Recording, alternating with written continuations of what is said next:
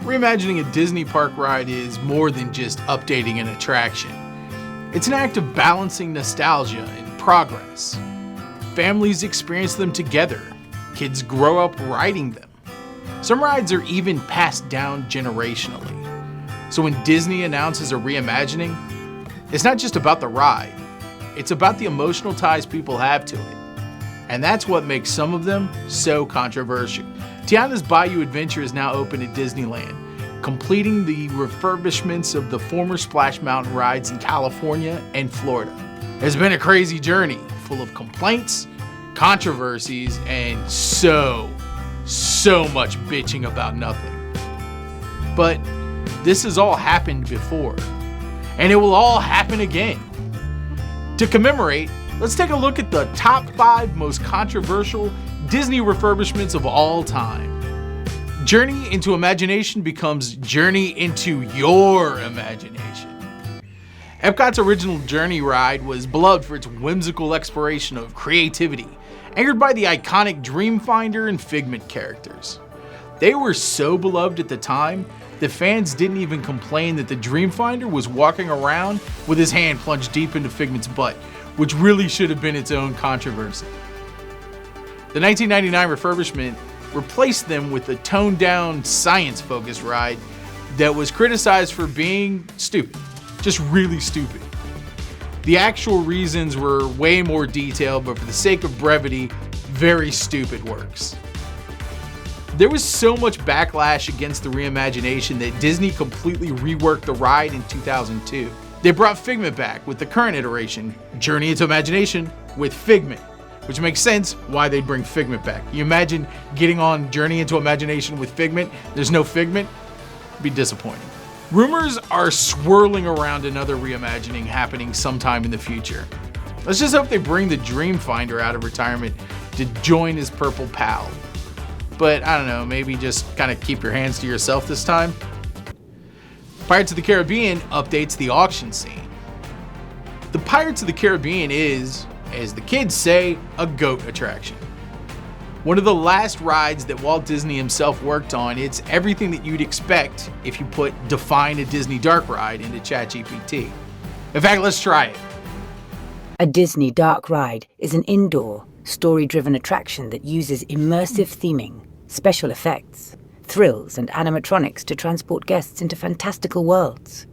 Kinda like Pirates of the Caribbean, you stupid Disney nerd. Hurtful? Feel like that last part wasn't needed. Among the ride's many beloved scenes was the auction scene, featuring pirates selling off their plundered booty. Seems pretty benign, right? Except for the fact that they were also auctioning off women. Specifically, 2 women. A larger woman that wasn't super popular, and a redhead, whom the other pirates would yell, "We want the redhead!" Oh, look at that, it's adorable. Cut to 50 years later, when I'm guessing that a Disney exec realized that they might not be sending the right message to modern boys and girls. The scene was completely reworked, and in a fan service reversal, not only did they keep the redhead, but they made her the pirate auctioneer, an empowered centerpiece of the scene. Critics still claim that the change sanitized history since pirates had very lax views on human trafficking. At the end of the day, the new scene fits seamlessly into the ride while aligning with the company's contemporary values.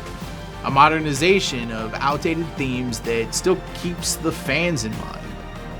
And thus, with me taking that pro-retheming stance on the auction scene, I fully expect to get a truckload of hate sent my way. Or a boatload, whatever. I said it, I like the new scene better. You can't just have human trafficking in a Disney ride, I don't know. Just doesn't seem right. Number 3, the Great Movie Ride becomes Mickey and Minnie's Runaway Railway, which is really hard to say. I hope I didn't write it a lot of times. The Great Movie Ride was the centerpiece of Disney's MGM Studios when it opened in 1989. I was there the month after it opened, and that ride blew my mind, especially the alien scenes. But after decades, Disney decided that they needed a new marquee dark ride. GMR fans disagreed. They argued that the ride's classic Hollywood charm was a cornerstone of the park's identity.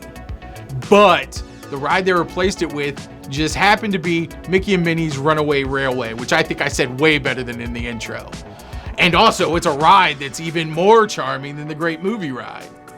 While there are still those that don't fully like the design of the replacement ride, you can't say that Mickey Mouse didn't deserve his first ever theme park ride.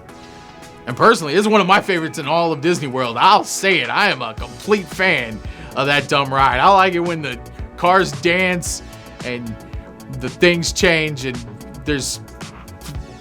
I just like it, okay? Still, there are a great many that still lament the loss of the Great Movie Ride's tribute to film history, seeing it as a shift away from the park's original mission. But sometimes that's what happened, because I think the new mission is money. Lots and lots of money. Maelstrom becomes Frozen Ever After. Maelstrom was a ride in Epcot's Norway Pavilion, and at the time it opened in 1988, it provided Epcot guests with some of the only thrills in the park. A reversing flume dark ride boat. Maelstrom took riders on an adventure through the charm and beauty of the spirit of Norway. But you know what Maelstrom didn't do? It didn't feature a single piece of Disney IP. You think young kids care about Norway? Of course not. They probably don't even realize that it isn't Sweden. Honestly, I didn't know that it wasn't part of Sweden. So you would think that Epcot, a park dedicated to education and imagination, would keep it around to bring awareness to the mighty Norse culture. And you'd be wrong, because in 2016 it was replaced with Frozen Ever After. Young kids everywhere lined up to get a chance to plunge through the Arendelle waters while being serenaded by Olaf. I think it's Arendelle. I haven't seen that movie a lot of times, so who knows? There may be a correction there. Replacing the quaint attraction that explored Norse mythology and Viking history upset fans that felt it detracted from the pavilion's authenticity. Disney argued that Frozen, even though it takes place in a fictional kingdom, introduces new generations to Nordic culture. In fact, I think Disney's actual quote is, "Money. So much money? Just look at all this money. What was Maelstrom? That was one of our rides? It's hard to remember with all of this money that we're making." Number 1, Mr. Toad's Wild Ride becomes the mini adventures of Winnie the Pooh. Picture it. You're an opening day attraction at the Magic Kingdom. Everyone loves you. You're a pop culture icon. Everyone wants Mr. Toad's Wild Ride. Life is gonna be pretty sweet, right? Sure, until you're replaced by Winnie the freaking Pooh. This is a ride that takes you to hell. How metal is that? I'd say it's the most metal ride Disney ever made. Driving through the streets of London, through houses, trains, dynamite, black lights, explosions. Throw those devil horns up as you meet Satan himself. Is this a dark ride, or is this an Iron Maiden album cover? You tell me. Think Winnie the Pooh ever hung with the Dark Lord? No way. That guy just bounces around with heffalumps and woozles. Not metal at all. Maybe I can see it as like 60s acid rock, but really that's pushing it. East Coast fans were outraged when the quirky, dark humor of Mr. Toad's Wild Ride was replaced with the gentler, more family-friendly Winnie the Pooh. Many felt that the original ride's charm and cult following deserved preservation. In fact, diehard fans still mourn the loss and pay tribute to the ride by traveling to Disneyland, where it remains to this day.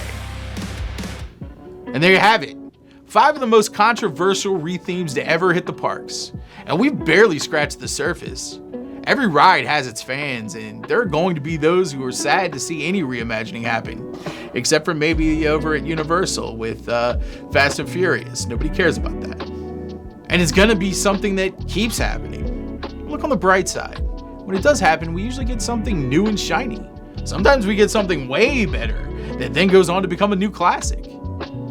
At its core, reimagining a Disney attraction is about keeping the parks alive. It's about crafting experiences that resonate with a new generation while acknowledging the legacy that came before. And yes, it's about making tough choices, sometimes sacrificing a beloved piece of history. Love it or hate it, reimagining isn't just a refurbishment. It's storytelling in motion. adapting to changes that are happening around us in both technology and society. In the end, we need change, even if it's hard to accept that the rides and attractions we love will eventually become nothing more than a sweet memory of times past. Change offers us new joy, new memories, and a chance to experience a ride for the first time, to see new things, to maybe even fall in love again for the first time. Who doesn't want that? The internet! That's who!